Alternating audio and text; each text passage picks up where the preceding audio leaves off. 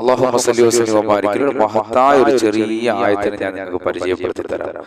അസർ നമസ്കാരം കഴിഞ്ഞിട്ട് ഈ ഒരു കുഞ്ഞൻ ആയത്ത് നിങ്ങൾ ഓതിയാൽ ഇൻഷാ അല്ലാഹ് ധാരാളം അനുഗ്രഹങ്ങൾ അല്ലാഹു നൽകപ്പെടുന്നതാണ്. ഒരുപാട് ഐശ്വര്യങ്ങൾ, സാമ്പത്തിക അഭിവൃദ്ധി അല്ലാഹു നൽകപ്പെടും. അതുപോലെ തന്നെ ഭവനമില്ലാത്തവരുണ്ട്, കടങ്ങളുള്ളവരുണ്ട്, ജീവിതത്തിന്റെ പല മേഖലകളിൽ പ്രയാസപ്പെടുന്ന മുഅ്മിനീങ്ങളുണ്ട്. ഇൻഷാ അല്ലാഹ് ഈ മഹത്തായ ഈ ഒരു ചെറിയ ആയത്ത് നിങ്ങൾ അസർ നമസ്കാരത്തിന് ശേഷം ഓതി നോക്ക്. അല്ലാഹു വലിയ വിജയങ്ങൾ നിങ്ങൾക്ക് നൽകുന്നതാണ്. പടച്ചവനെ, നീ സർവ്വ ഐശ്വര്യങ്ങളും ഞങ്ങൾക്ക് നൽകണേ അല്ലാഹ്. അസർ നമസ്കാരം വലിയ മഹത്വമുള്ള നമസ്കാരമാണ്. ഒരുപാട് പുണ്യങ്ങൾ അല്ലാഹു നൽകപ്പെടുന്ന നമസ്കാരമാണ്. അസർ നമസ്കാരത്തെ കുറിച്ചും അതുപോലെ തന്നെ സുബഹി നമസ്കാരത്തെ കുറിച്ചും പരിശുദ്ധ ഖുർആനിൽ അല്ലാഹു പറഞ്ഞിട്ടുണ്ട്. വൽ ഫജ്രി വലയാലിൻ അശർ. അസർ നമസ്കാരത്തെ കൊണ്ടാണ് സത്യം, സുബഹി നമസ്കാരത്തെ കൊണ്ടാണ് സത്യം. കാരണം ഈ രണ്ട് നമസ്കാരങ്ങൾ വലിയ ശ്രേഷ്ഠതയുള്ളത് കൊണ്ടാണ് യജമാനനായ റബ്ബ് സുബ്ഹാനഹു വ തആല അവകളെ കൊണ്ട് സത്യം ചെയ്തത്. മറ്റുള്ള നമസ്കാരങ്ങൾക്ക് ശ്രേഷ്ഠത ഇല്ല എന്ന് പറഞ്ഞതല്ല, മറ്റുള്ള നമസ്കാരങ്ങൾക്കും ധാരാളം ശ്രേഷ്ഠതയുണ്ട്. എന്നാൽ അതിനേക്കാളൊക്കെ ഒരുപാട് ശ്രേഷ്ഠതയുള്ള രണ്ട് നമസ്കാരങ്ങളാണ് സുബഹി നമസ്കാരവും അസർ നമസ്കാരവും. സുബഹി നമസ്കാരത്തിനും അസർ നമസ്കാരത്തിനും രണ്ട് കൂട്ടം മലക്കുകൾ സംഗമിക്കുന്ന സമയമാണ്. അല്ലാഹു സുബ്ഹാനഹു വ തആല പകലിന്റെ മലക്കിനെയും രാത്രിയുടെ മലക്കിനെയും അല്ലാഹു സുബ്ഹാനഹു വ തആല വാനലോകത്ത് നിന്ന് ഇറക്കുന്ന സമയമാണ് സുബഹിയുടെ സമയവും സുബഹി നമസ്കാരത്തിന്റെ സമയവും അസർ നമസ്കാരത്തിന്റെ സമയവും അല്ലേ. ആ രണ്ട് നമസ്കാരങ്ങളിൽ രണ്ട് കൂട്ടം മലക്കുകൾ സംഗമിക്കും.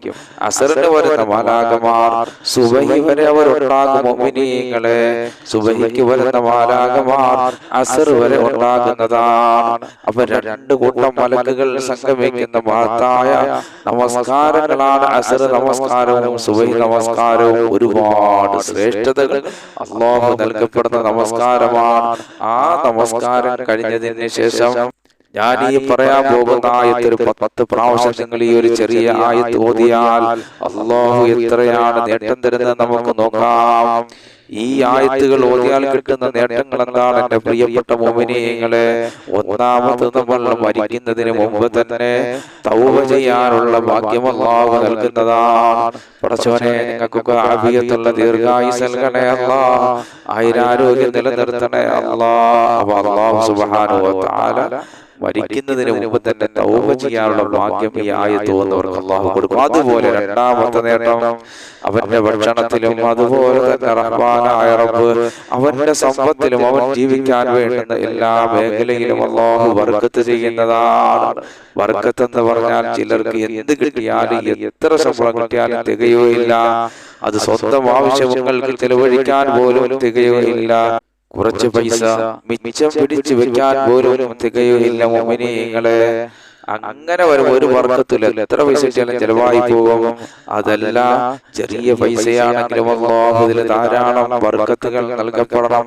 അപ്പോൾ നിങ്ങൾ അസർ നമസ്കാരത്തിന് ശേഷം ഈ 10 ആയത്ത് നിങ്ങൾ ഓതിയാൽ സാമ്പത്തിക അഭിവൃദ്ധി അല്ലാഹു നൽകുന്നതാണ്. അതാരും മറന്നുകൊണ്ട് ഒരുപാട് ഐശ്വര്യങ്ങൾ അല്ലാഹു നൽകുന്നതാണ്. മൂന്നാമത്തത്, ആരോഗ്യത്തിൽ അല്ലാഹു സംരക്ഷണം നൽകുന്നതാണ്.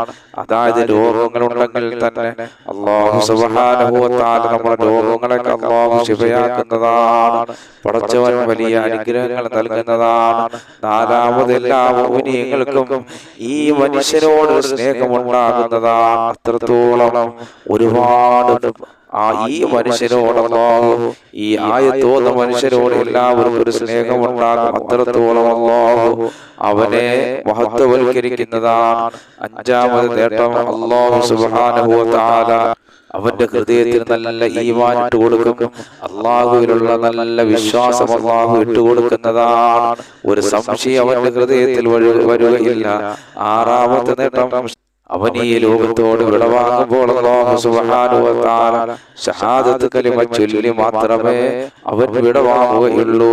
ഏഴാമത്തെ നേട്ടം, അവന്റെ ഖബറിൽ അല്ലാഹു വിശാലത നൽകുന്നതാണ്. എട്ടാമത്തെ നേട്ടം, സിറാത്ത് പാലത്തിൽ പക്ഷികളെ പോലെ അവൻ പാറി പറന്നു പോകുന്നതാണ്. ഒമ്പതാമത്തെ നേട്ടം, അവന്റെ വലതു കൈ അല്ലാഹു സുബ്ഹാനഹു വ തആല നന്മകൾ രേഖപ്പെടുത്തിയ കിതാബ് നൽകുന്നതാണ്. പത്താമത്തെ നേട്ടം, അല്ലാഹു സുബ്ഹാനഹു വ തആല ഒരു വിചാരണ കൂടാതെ അല്ലാഹുവിനെ സ്വർഗ്ഗത്തിൽ കടത്തുന്നതാണെന്ന് പറഞ്ഞാൽ അല്ലാഹുവിന് സ്വർഗ്ഗം നൽകുന്ന അർത്ഥം. ഇനി എത്ര പറഞ്ഞാലും ഈ ആയത്തിന്റെ മഹത്വം തീരില്ല മുഅ്മിനീങ്ങളെ. ഒരുപാട് ഐശ്വര്യങ്ങൾ അല്ലാഹു നൽകപ്പെടുന്ന ആയത്താണ്.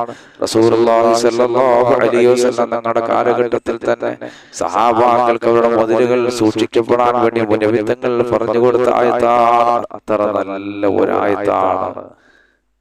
ഈ ആയത്ത് ഓതുന്നവൻ അല്ലാഹു സിഹ്റിൽ നിന്നും മരണത്തിൽ നിന്നും കൂടോത്രത്തിൽ നിന്നും അതുപോലെ പടച്ചവൻ എല്ലാ പൈശാചിക ഉപദ്രവത്തിൽ അല്ലാഹു കാക്കപ്പെടുന്നതാണ്. അപ്പൊ പതിവായി ആയത്തിൽ കുർസി അസർ നമസ്കാര ശേഷം ഒരു 10 പ്രാവശ്യം, ഏതാണ് ഞാൻ ഈ പറഞ്ഞ ആയത്തിൽ കുർസിയാണ്. അപ്പൊ ആയത്തിൽ കുർസിയെ കുറിച്ചാണ് പറഞ്ഞത്. എല്ലാവർക്കും അറിയാം. ഒന്നുകൂടെ ഞാൻ ഓതിത്തരാം.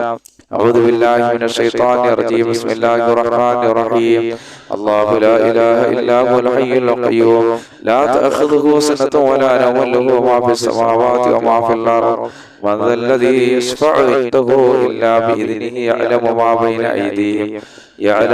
بين أيديهم وما خلفهم ولا يحيطون بشيء من علمه إلا بما شاء وسع كرسيه السماوات والأرض ولا يؤوده حفظهما وهو العلي العظيم. ഈ മഹത്തായ ആയത്താണ് ആയത്തുൽ കുർസി. അപ്പൊ ഈ ആയത്തുൽ കുർസിയുടെ മഹത്വമാണ് മോൾ പറഞ്ഞത്. അപ്പൊ ഈ ആയത്തുൽ കുർസി അസർ നമസ്കാര ശേഷം ഒരു 10 പ്രാവശ്യം ഓതി നോക്ക്. നിങ്ങളുടെ ജീവിതത്തിൽ അല്ലാഹു വലിയ ഐശ്വര്യങ്ങൾ നൽകപ്പെടുന്നതാണ്. എണ്ണമില്ലാത്ത അനുഗ്രഹങ്ങൾ അല്ലാഹു നൽകപ്പെടുന്നതാണ്. പടച്ചവനെ, ഞങ്ങൾ പറഞ്ഞത് കേട്ടതെല്ലാം ഒരു സാലിഹായ അമലാക്കി മാറ്റണേ അല്ലാഹ്. പടച്ചവനെ, നിന്റെ ഖുർആനിന്റെ മഹത്വങ്ങളാണ് ഞങ്ങൾ ഇവിടെ ചർച്ച ചെയ്ത റബ്ബേ. നിന്റെ ഖുർആൻ ഓതുന്ന ശരീരങ്ങളാണ് ഞങ്ങളുടെ ശരീരങ്ങൾ അല്ലാഹ്. സർവ്വവിധ ആപത്ത് മുസീബത്ത് ഇടങ്ങേറുകൾ ഞങ്ങളെ കാക്കണേ അല്ലാഹ്. ഈ പറഞ്ഞത് കേട്ടതെല്ലാം ഒരു സാലിഹായ അമലാക്കി മാറ്റണേ അല്ലാഹ്. റബ്ബേ, ഞങ്ങളെ എല്ലാ നീരിലോക വിജയികളെ കൂട്ടത്തിൽ ഉൾപ്പെടുത്തണേ അല്ലാഹ്.